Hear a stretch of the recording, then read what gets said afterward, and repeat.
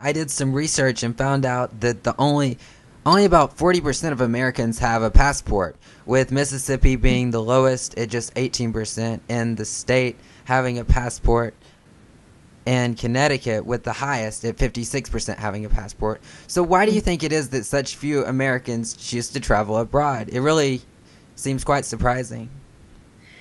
It is surprising, and actually, that statistic of 40% is higher than what I've heard. I thought it was more 25 to 30%. So maybe it's changed and people have gotten motivated to travel more overseas lately. Right? I looked. I But think since 2002, it's gone up about 40%. So it is going up quite a bit. oh, okay. So it is going up, which is great, and I hope it continues to.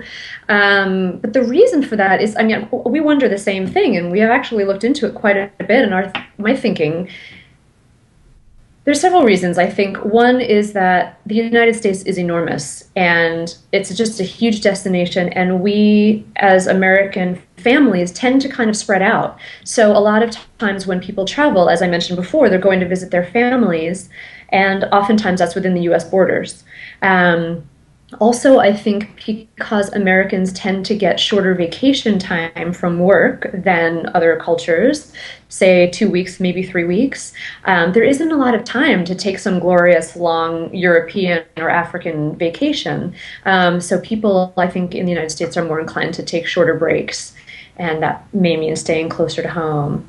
And I think too, just culturally, it's a bit different here. You know, in Australia, New Zealand, in Europe, there's more of a culture of travel and experiencing the world. I mean, people in Australia, when they go to Europe, they don't go for 2 weeks. They'll go for 2 months. They'll go for a year. They'll travel around the world before they go back home.